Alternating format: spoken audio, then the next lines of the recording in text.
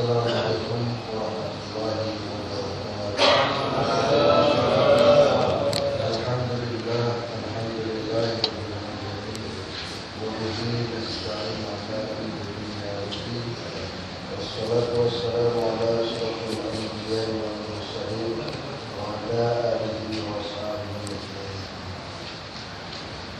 Tuan-tuan yang dirahmati Allah Subhanahu wa taala, alhamdulillah malam ini Allah Subhanahu wa taala memberikan rahmat yang sangat luar biasa kepada kita semua, sehingga kita boleh berbuka puasa. Tuan-tuan, insyaallah kita akan sambung pembahasan bulan lepas. Bulan lepas kita membahas yaitu kepada siapakah kita memberikan rahmat. Dan orang yang memberikan rahmatnya yaitu orang yang mempunyai hatinya yang hidup. Tidak disingkat ya? Tanda-tanda orang yang mati hatinya. Ketika Allah Subhanahu wa taala memberikan rahmatnya kepada kita, maka kita mesti memberikannya pertama kepada siapa? Kepada orang tua. Kemudian kerabat terdekat, anak yatim, orang miskin, kemudian orang-orang yang sedang sakit. Kenapa kita mesti memberikan kepada orang yang sedang sakit? Disitulah ada rahmatnya Allah ketika kita mendatangi, menjumpai orang yang sakit. Qala Nabi Muhammad sallallahu alaihi wasallam, "Man 'ada maridan lam yazal bi khirfatil jannati." Qila ya Rasulullah, wa ma khirfatul jannah. Barang siapa yang mengunjungi orang yang sakit selama itu dia berada di serambi surga. Rasulullah ditanya, apa itu serambi surga? Rasulullah menjawab, yaitu sayap-sayap surga. Hadis riwayat Muslim. Orang yang sakit mesti kita datangi, mesti kita lawat, mesti kita kunjungi. Padahal dari orang sakit itu memang rugi, teman-teman. Ketika sakit ramai orang datang bawa kek, bawa oren, apa gelar? Nah, betul kan? Tapi tak, orang sakit tak makan. Betul kan, rugi kan? Ketika kita sedang sakit, orang ramai datang bawa makanan, inilah itulah, tapi orang sakit tak makan. Sebab apa? Terasa pahit. Tetapi ketika sehat, tak ada orang datang. Yang datang ke Ustaz orang sakit semua. Ustaz ada di mana? Ada di rumah ke? Ada tuan, ada apa? Saya boleh datang tak Ustaz? Boleh tuan. Ada apa Ustaz? Inilah Ustaz, istri saya sakit. Kenapa? Kerasukan.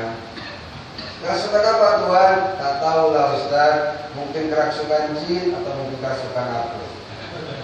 Tapi ketika dapat rezeki, Ustaz, alhamdulillah, saya nak datang Ustaz. Kemana tuan? Ke rumah Ustaz. Untuk apa? Nak bagi duit jarang.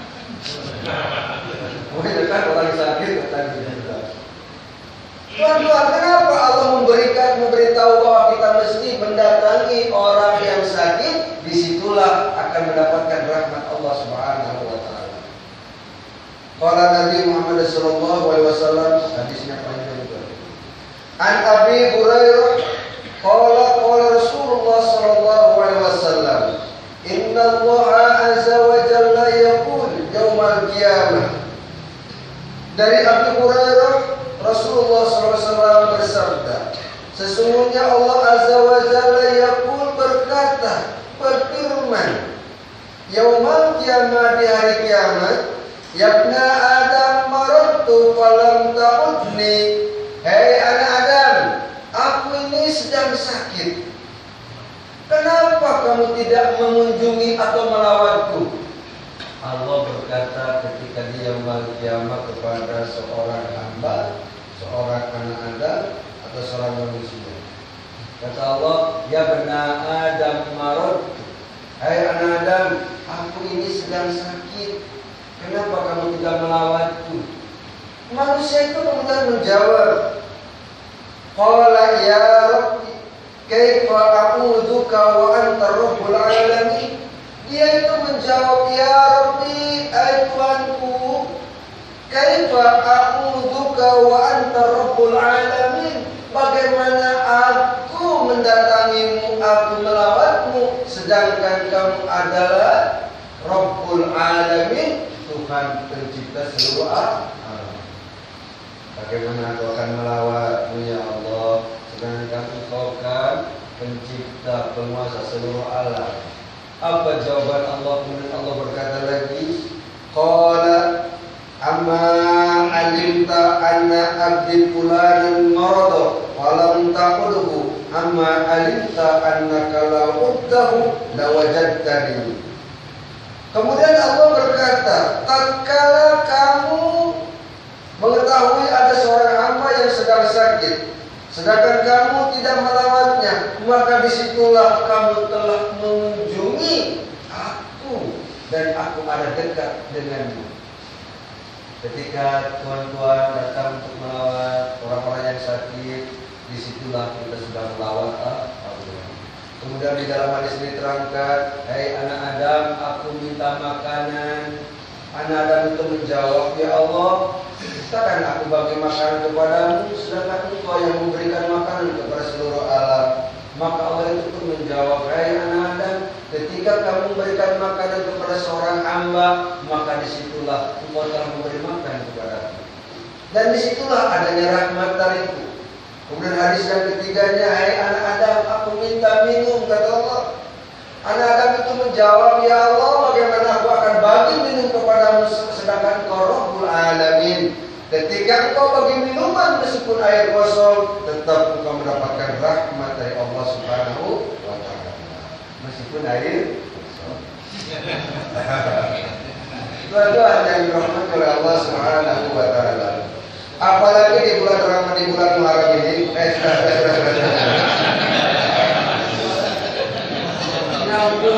Ustaz baca hadis, ya. Ini hadis rawahu Muslim, diriwayatkan oleh Muslim. Pokok hadisnya orang yang sedang sakit mesti kita bagi rahmatnya. Kemudian orang yang sedang mendapatkan musibah. Kemudian orang-orang yang sedang melakukan maksiat. Kenapa kita mesti memberikan rahmat? Tengok orang yang sedang mendapatkan musibah. Kenapa adanya musibah? Sebab musibah itu terjadi karena gara-gara maksiatnya. Di bulan Muharram ini masih hampir bulan Muharram ya teman-teman. Betul kan? Masih bulan Muharram tahun baru ya. Tahun baru kan masih segar. Tenaga baru, semangat baru, sesuatu yang baru. Bulan Muharram. Di mana-mana di bulan ketika bulan Muharram ramai surau masjid yang mengadakan ma'al hijrah. Betul ya? Kemudian di surau-surau membuat bubur Asyura. Di sini dah buat belum kenal. Padahal bubur Asyura itu memang sedap. Ada orang cakap bid'ah. Agama Al-Quran dan hadis tidak melarang membuat bubur Asyura. Kalau membuat buburnya dari daging babi itu yang haram. Betul. Buat bubur banyak-banyak dibagikan ke jiran-jiran yang lapar kan bagus. Buat bubur banyak-banyak kemudian dimakan. Kalau tak termakan itu namanya mubazir. Jiran-jiran kita sudah kenyang, semuanya orang sudah kenyang. Tak payah buat bubur, kumpulkan duitnya, masukkan dalam tabung dan renung. Itu lebih bagus. Kalau ketika kita cerita masalah rahmat, Allah bagi rahmatnya di bulan Muharram ini, memang hebat.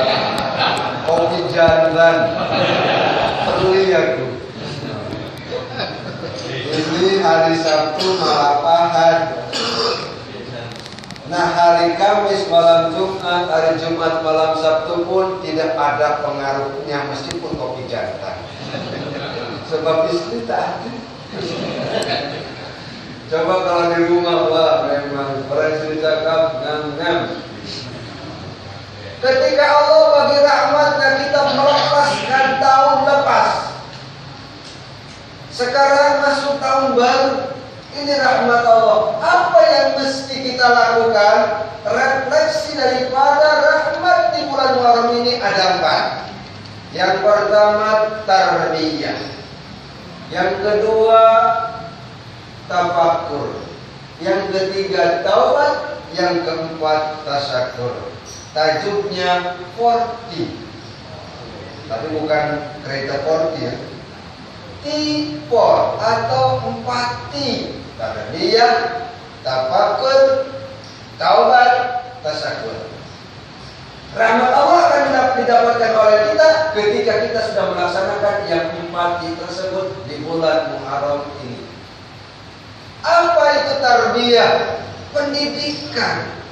Ketika datangnya bulan baru, datangnya tahun baru, datangnya hari yang baru, kita ambil pendidikannya. Apa itu pendidikannya?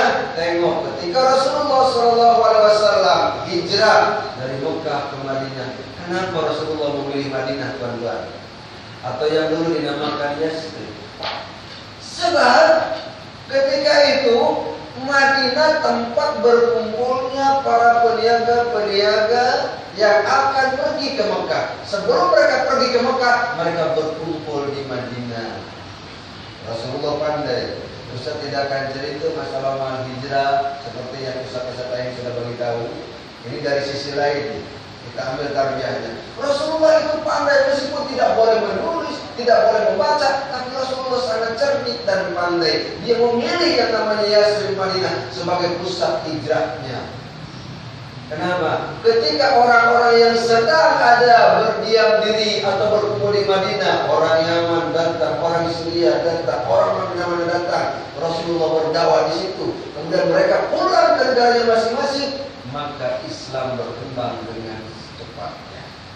Seperti dari Yaman, Syria mungkin lari ke Thailand, Singapura, Brunei, Indonesia, Malaysia, Selangor, Tapak Jaya sampai di sini.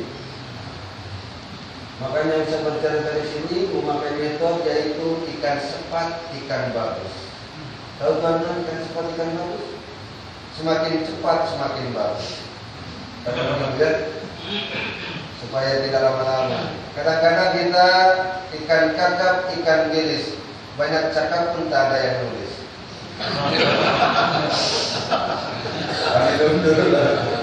Yang ini ikan oh ada banyak yang nulis Ustaz. Ikan kakap, ikan gelis. Apa bang tadi itu ikan kakap, ikan gelis? Apa banyak cakap aku pun tulis.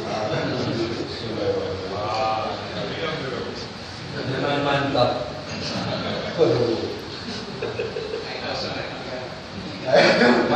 Air kosong ditinggal. Halo. Tarbiyah tuan-tuan. Datangnya tahun baru ini coba tengok. Kita itu mesti membesar-besarkan kebudayaan kita, kebudayaan Islam, agama kita. Mesti bangga dengan agama kita. Jangan bangga membesar-besarkan kepunyaan orang lain, atau agama orang lain, atau budaya orang lain, atau adat orang lain. Contoh mana? Ini di Indonesia teman-teman. Ketika masuknya bulan tahun baru, tahun 1 Hijriah 1 Januari, Indonesia ramai orang-orang datang ke alun-alun. Nonton tahu alun-alun? Atau ini bahasa Jerman pertama. Alun-alun itu dataran padang yang luas di tengah-tengah bandar. Mereka datang ke alun-alun. Pagi bawa trompet, anak bujang beli trompet, anak-anak beli trompet, nenek-nenek beli trompet, emak-emak beli trompet, semuanya beli trompet. Ribuan orang berkumpul di dataran.